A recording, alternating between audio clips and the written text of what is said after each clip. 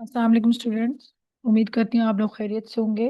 आज का जो टॉपिक हमने डिस्कस करना है वो है चैप्टर 12 इनहेरिटेंस फेडरल बोर्ड। इस चैप्टर के अंदर जो बातें हमने डिस्कस करनी है उसमें जीन्स, इनहेरिटेंस और मेंडेलियन ट्रेड्स को हम पहले डिस्कस करेंगे। और वो जो भी कॉन्सेप्ट्स हैं इनहेरिटेंस से रिलेटेड मैक्सिमम चीज़ें हम इस चैप्टर में कवर करेंगे, ठीक है।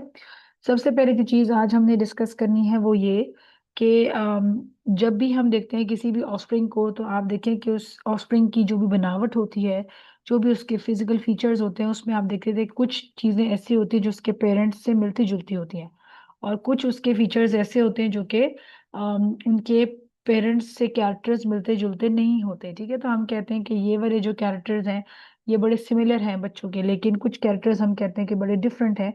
तो वो जो कैरेक्टर्स होते हैं उनको हम वेरिएशंस का नाम देते हैं, ठीक है।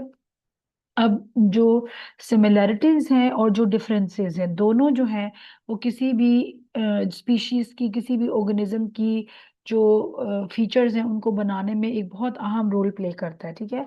आज के टॉपिक में बेसिकली हम इसी इनहेरिटेंस को ही डिस्कस करने वाले हैं।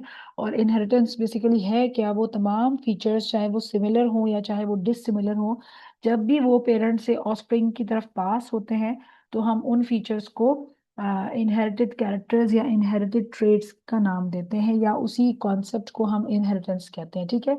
तो बेसिकली जो आपकी इनहेरिटेड कैरेक्टर्स हैं वो पास कैसे होते हैं, वो पास होते हैं with the help of gene, या जीन्स के जरिए पास होते हैं। अब जीन बेसिकली क्या है?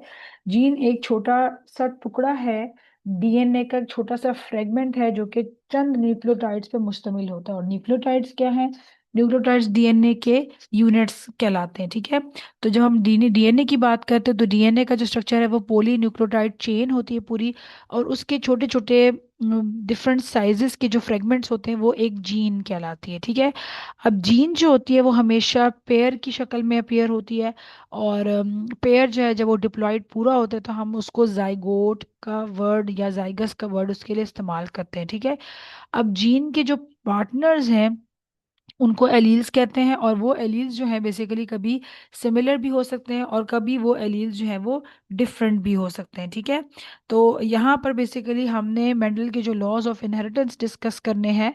उससे पहले सिंपल एक इस पैराग्राफ में जो सेंट्रल डॉगमा ऑफ लाइफ हमने पहले भी डिस्कस किया था उसका जिक्र है कि सिंपली आपका जो मैसेंजर जो आपका डीएनए है बेसिकली वो ट्रांसक्राइब करता है मैसेंजर आरएनए को, और मैसेंजर आरएनए उसको फिर प्रोटीन सिंथेसिस के लिए जो कोड बनता है और फिर प्रोटीन सिंथेसिस परफॉर्म करता है। तो जो ट्रांसक्रिप्शन का प्रोसेस है बेसिकली डीएनए से आरएनए बनने का प्रोसेस है, और आरएनए से जो प्रोटीन बनती है वो प्रोसेस जो है वो कहलाता है आपका ट्रांसलेशन, ठीक है।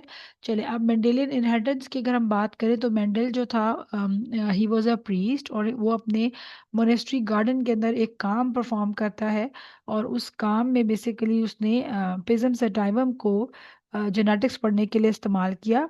मेंडल को किसी भी क्रोमोसोम से रिलेटेड कोई बात या जीन क्या होती हैं ये बातें नहीं पता, उसने अपने कुछ अल्फाज के ज़रिए हमें फैक्टर्स के ज़रिए या एलिमेंटेंस का वर्ड यूज़ करके हमें क्रोमोसोम और जीन का ये कॉन्सेप्ट समझाया, ठीक है। 1860s के अंदर मेंडल जो है वो इनहेरिटेंस की जो बेसिक कह ले लॉज हैं उनको ये प्रपोज करता है, और बेसिकली उसने तमाम जो पी प्लांट्स हैं उनके कॉन्ट्रास्टिंग ट्रेट्स को वो चूज करता है। यानी 7 कॉन्ट्रास्टिंग ट्रेट्स में से जैसे कि प्लांट हाइट को चूज करता है, प्लांट का जो सीड कलर है या सीड शेप है, या फ्लावर कलर है, या फ्लावर पोजिशन है, या फ्लावर की जो कहाँ कहाँ फ्लावर अपीयर हो रहा है किस जगह पे, ये तमाम कुल मिला के 7 कॉन्ट्रास्टिंग ट्रेड्स इसने स्टडी किए। अब कॉन्ट्रास्टिंग ट्रेड्स क्यों कहते हैं इनको? क्योंकि इनके दो कॉन्ट्रास्ट फिनोटिपिक एक्सप्रेशंस बनते हैं, ठीक है। या तो सीड का जो शेप है वो राउंड है, या फिर सीड का शेप जो है वो रिंकल है। इसी तरह या तो सीड का कलर जो है वो येलो है, या फिर सीड का कलर जो है वो ग्रीन है। तो इस तरह से कॉन्ट्रास्टिंग ट्रेड्स इसने स्टडी किए। शुरू में इसने तमाम जो ट्रेड्स हैं उनको ट्रू ब्रीडर्स उनके बनाए, जैसे कि जितने भी डोमिनेंट कैरेक्टर्स वाले प्लांट्स थे उनको आपस में क्रॉस किया, जैसे कि राउंड सीड है, येलो कलर का सीड है, या फ्लावर जो है पर्पल है, इस तरह से, या टॉल प्लांट है, इस तरह के जो डोमिनेंट कैरेक्टर्स हैं उनको आपस में ब्रीड किया। और जितने भी रिसेसिव कैरेक्टर्स है, जैसे कि रिंकल सीड होना, या ग्रीन कलर का सीड होना, या शॉर्ट प्लांट होना, या वाइट फ्लावर होना, ये सारे प्लांट्स को आपस में क्रॉस किया, तो ट्रू लाइंस पहले इसने बनाई। उसके बाद जब ये ट्रू लाइंस बन गई तो एक एक इवेंट को, एक एक जीन को इसने सिंगल सिंगल तरीके से पढ़ा, यानी कि जो सीड शेप की जो जीन थी उसको इंडिविजुअली पढ़ा, सीड कलर की जीन को इंडिविजुअली पढ़ा, और इस तरीके से इंडिविजुअल जब इसने क्रॉसेस किए तो इस किस्म के क्रॉसेस को हम मोनोहाइब्रिड क्रॉस कहते हैं। और इसने सिंगल ट्रेड की इनहेरिटेंस को डिस्कस किया। तो यहाँ पर अगर हम सीधा क्रॉसेस पे जाएं तो यहाँ पर आप देखें कि इसने जितने भी राउंड सीडेड जैसे प्लांट्स हैं उनको राउंड के साथ क्रॉस किया, सॉरी रिंकल के साथ क्रॉस किया, और जीन जो है होमोजाइगस डोमिनेंट कैरेक्टर के तौर पे आपको नजर आती है। इसी तरीके से फिर इसने जो रिजल्ट मिला आफ्टर मियोसिस या गैमेट फॉर्मेशन के बाद, वो था फर्स्ट फीलियर जनरेशन में हेट्रोजाइगस कॉम्बिनेशन। मैं आपके साथ एक वीडियो शेयर करूंगी जिसमें ये तमाम क्रॉसेस आपको करवाए गए हैं, तो वो मेरी ही वीडियो है, वो मैं आपके साथ शेयर करती हूँ। यहाँ तक आपने लेक्चर अटेंड करना है, उसके बाद वो वीडियो आप देखेंगे, और उसके बाद उस वीडियो में क्रॉसेस खुद परफॉर्म करेंगे और मुझे बताएंगे कि आपको क्या चीज़ इसमें से समझ नहीं आए। फिर हम डाई हाइब्रिड क्रॉस डिस्कस करेंगे, और फिर उसके क्रॉसेस भी इसी तरह ही हम देखेंगे जी। तो हमने डिस्कशन जैसे की है कि लॉ ऑफ जो सेग्रीगेशन है उसके लिए मोनो हाइब्रिड क्रॉसेस परफॉर्म किए थे मेंडल ने, ठीक है। तो अपने मोनेस्ट्री गार्डन के अंदर उसने पिज्म सटाइवम के ऊपर काम किया, और यहाँ पे सबसे पहले उसने प्योर ब्रीड इनकी प्रोड्यूस की, ठीक है। और प्योर ब्रीड का मतलब ये होता है कि उसने तमाम जितने भी राउंड प्लांट्स थे, यानी जो भी प्लांट्स राउंड सीड्स बना रहे थे उनको राउंड सीड्स के साथ पहले क्रॉस किया, और जितने भी रिंकल सीड्स बना रहे थे उनको रिंकल सीड्स के साथ क्रॉस किया। तो जब इनको क्रॉस किया तो प्योर राउंड की ब्रीड अलग आ गई और प्योर रिंकल की ब्रीड अलग आ गई। तो 7 कॉन्ट्रास्टिंग ट्रेड्स जब उसने बनाए तो उसमें तमाम ट्रेड्स का जितने भी, यानी 7 कॉन्ट्रास्टिंग ट्रेड्स का मतलब है कि 14 ट्रेड्स में उसने सबकी पहले प्योर ब्रीड ली। तो यहाँ पहले मैं सीड जो शेप है उसका जो मोनो हाइब्रिड क्रॉस है पहले मैं यहाँ पे वो डिस्कस करूँ, ठीक है। तो सीड शेप एक जो कि एक जीन कंट्रोल कर रही है, एक फिनोटिपिक एक्सप्रेशन पी का जो कि एक जीन कंट्रोल कर रही है। अब वो जो जीन है बेसिकली उसकी 2 एलील्स हैं, एक है कैपिटल आर से हम शो कर रहे हैं जो कि राउंड को डिपिक्ट कर रही है, और दूसरी हम शो कर रहे हैं स्मॉल आर से जो कि रिंकल को शो कर रही है, ठीक है। तो अगर किसी भी प्लांट के पास राउंडनेस अपीयर हो रही है तो उसकी जीनोटाइप यानी कि जो उसकी कंप्लीट जीन है वो कैपिटल आर से शो करेंगे। दूसरा जो प्योर ब्रीड था रिंकल वाला, उसकी जीन हम शो करेंगे स्मॉल आर से, क्योंकि रिंकल जो कैरेक्टर है वो रिसेसिव कैरेक्टर है, जबकि जो राउंडनेस वाला जो कैरेक्टर है वो डोमिनेंट कैरेक्टर है, ठीक है। सबसे पहले हम यहाँ लिखेंगे, क्रॉस करने से पहले हम यहाँ लिखेंगे पेरेंटल जेनरेशन। तो इसमें हमने डिप्लॉयड जीन यहाँ मेंशन कर दी जो राउंडनेस को शो कर रहा है, और यहाँ पर हमने रिंकल की जो जीन है वो शो कर दी। फिर law of segregation basically meiosis को डिस्कस करता है कि जब भी क्रोमोसोम जो है जिसके ऊपर जो डिप्लॉयड जीन का पूरा पेयर मुकम्मल होता है, जब वो मियोसिस में जाता है क्रोमोसोम, तो जब क्रोमोसोम सेग्रीगेट होता है तो जीन्स भी सेग्रीगेट होती हैं, ठीक है। जैसे अगर क्रोमोसोम का स्ट्रक्चर इस तरह से ये पड़ा हुआ है, ठीक है, और इसमें ये जीन मुकम्मल है, तो जब आपके पास क्रोमोसोम मियोसिस में हाफ ऑफ द क्रोमोसोम्स एक तरफ जाएंगे, हाफ एक तरफ, तो ये जो आपकी एलील्स हैं जीन की डिप्लॉयड पेयर, ये भी एलील्स अलग अलग हो जाएंगी। चूंकि हमारे पास यहाँ पे प्योर ब्रीड मौजूद है तो यहाँ पे ये होमोजाइगस कंडीशन है, यानी कि दोनों एलील सेम है। इसी तरह जो रिसेसिव है वो भी दोनों एलील सेम है, तो ये भी होमोजाइगस कंडीशन है। होमो का मतलब सेम, जाइगस डिपिक्ट करता है डिप्लॉयड कंडीशन को, जबकि जो राउंडनेस की जो एलील है वो है डोमिनेंट, और जो रिंकलनेस की जो एलील है वो है रिसेसिव, ठीक है। तो यहाँ पे ये होमोजाइगस डोमिनेंट जीनोटाइप है और ये है होमोजाइगस रिसेसिव जीनोटाइप। जब इनमें मियोसिस होगी तो चूंकि हमारे पास बार बार एक ही जीन की होमोजाइगोसिटी मौजूद है, तो यहाँ पे हमेशा एक ही तरह का गैमेट आएगा विच इज कैपिटल आर, जो राउंडनेस वाला जो प्लांट है उसके लिए। और रिंकलनेस वाले के लिए हमेशा स्मॉल आर। फिर इनकी फर्टिलाइजेशन जब होगी तो यही जीनोटाइप जो कैपिटल आर और स्मॉल आर है, जब ये नेक्स्ट जनरेशन में आपस में ये फ्यूज हो जाएगा और डिप्लॉइडी दोबारा से मेंटेन होगी, तो आप देखें कि यहाँ पे जो कॉम्बिनेशन आया इसमें दोनों एलील्स चूंकि मुख्तलिफ हैं इसलिए इसको हेट्रोजाइगस कहा जाएगा। ठीक है, नाउ दिस कॉम्बिनेशन और this genotypic combination is heterozygous. Zygous का मतलब डिप्लॉइडी को शो कर, और hetero means different because both of the alleles are different. So this is the first filial generation which is F1। लेकिन genotype इनकी आई इस तरह की हेट्रोजाइगस, लेकिन फिनोटिपिक एक्सप्रेशन जब मेंडल ने चेक किया तो तमाम के तमाम प्लांट्स जो थे उनकी जो सीड थी वो राउंड थी। अब यहाँ पे उसके लिए थोड़ी सी हैरानकुन एक बात थी कि ऐसा कैसे हो सकता है कि जो रिसेसिव एलील है वो गई तो है कॉम्बिनेशन में लेकिन अपीयर नहीं हुई। तो अब ये चेक करने के लिए कि वो रिसेसिव एलील कहाँ मौजूद है, इसने F1 का कॉम्बिनेशन या F1 का क्रॉस दोबारा F1 से, यानी कि यही जो फीलियल 1 जनरेशन इसका आपस में क्रॉस किया।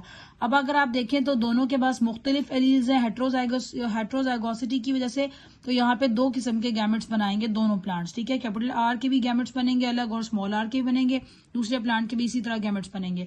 फिर हम पिनेट स्केयर के जरिए, जो कि एक आसान तरीका है जिसमें फर्टिलाइजेशन आप करवा सकते हैं, तो आप एक किसी भी पेरेंट्स के गैमेट्स ऊपर टॉप पे प्लेस करते हैं और दूसरे गैमेट्स आप जो है वो लेफ्ट साइड पे वाई एक्सिस पे प्लेस करते हैं। ठीक है, उसके बाद फर्टिलाइजेशन आप किस तरह करते हैं, जैसे ये राउंडनेस है तो ये पहले इसके साथ फर्टिलाइज होगा तो ये जीनोटिपिक एक्सप्रेशन आएगा, ये इसके साथ फर्टिलाइज होगा तो यहाँ पर ये जीनोटिपिक एक्सप्रेशन आएगा, स्मॉल आर फर्टिलाइज होगा कैपिटल आर से तो ये जीनोटिपिक एक्सप्रेशन आएगा, और स्मॉल आर के साथ फर्टिलाइज होगा तो ये जीनोटिपिक एक्सप्रेशन यहाँ पर आएगा। अच्छा, अब ये 4 किस्म के जीनोटिपिक एक्सप्रेशन आए, लेकिन हमने ये देखना है कि फिनोटाइप क्या आ रही है।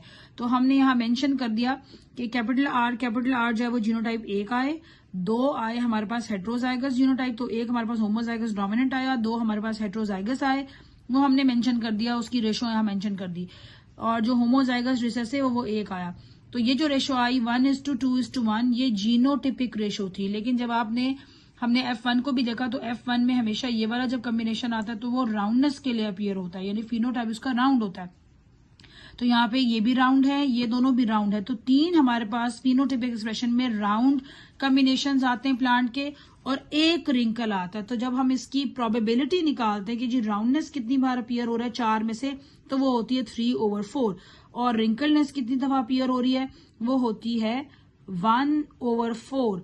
तो ये जो चीज हमने निकाली है इसको प्रोबेबिलिटी कहते हैं। प्रोबेबिलिटी क्या होती है, it is the chance of an event to occur, यानी ये चांस है कि राउंडनेस कितनी मरतबा अपीयर हो रहा है, और ये भी चांस है कि रिंकलनेस कितनी मरतबा अपीयर हो रहा है।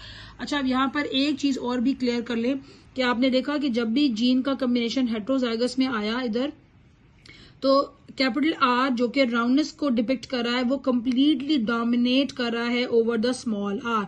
This concept is called complete dominance, and ये कॉन्सेप्ट भी इन लॉ के साथ मेंडल ने ही जो है वो एक्सप्लेन किया था। ठीक है, सो this is the complete dominance relation. Dominance relation क्या होता है, whenever a gene is present in a heterozygous situation, how they will behave with each other, so how the alleles will behave in phenotypic expression, that is actually the dominance relation. In this case dominance relation और भी तरह की होती है, तो Mendel के case में ये complete dominance relation है जो कि हेट्रोजाइगोसिटी में अपीयर होता है। ठीक है, अब इसी तरह मैंने यहाँ पे सिर्फ एक जीन को डिस्कस किया, सीड शेप को मैंने डिस्कस किया। ठीक है, सेम इसी तरह हम सीड कलर को डिस्कस कर सकते हैं। तो येलो के लिए हमने कैपिटल वाई इस्तेमाल किया और ग्रीन के लिए हमने स्मॉल वाई इस्तेमाल किया। सेम हमने इसी तरह पेरेंटल कॉम्बिनेशन की मियोसिस के बाद गैमेट्स बनाए, फिर हमने इनकी फर्टिलाइजेशन देखी। F1 में आपके पास फिर हेट्रोजाइगस आया, लेकिन कैपिटल वाई ने स्मॉल वाई के ऊपर चूंकि कंप्लीट डोमिनेंस शो किया तो तमाम प्लांट्स आ गए येलो। दोबारा F1 का F1 से क्रॉस किया, डिफरेंट गैमेट्स बनेंगे, पिनेट स्केयर में पुट किया, इसी तरह ये येलो आया। 2 आपके पास जीनोटिपिक एक्सप्रेशन में हेट्रोजाइगस आए, पहला वाला होमोजाइगस डोमिनेंट आया, बाकी 2 जो है वो हेट्रोजाइगस आए, और आखिरी जो है वो होमोजाइगस रिसेसिव आया। लेकिन जब आपने इनकी फिनोटिपिक एक्सप्रेशन देखी तो उसमें ये वाला भी येलो आया, ये भी येलो, ये भी येलो, 3 और आगे सिर्फ एक ही ग्रीन आया, तो 3:1 इसकी भी रेशो बनती है फिनोटिपिक।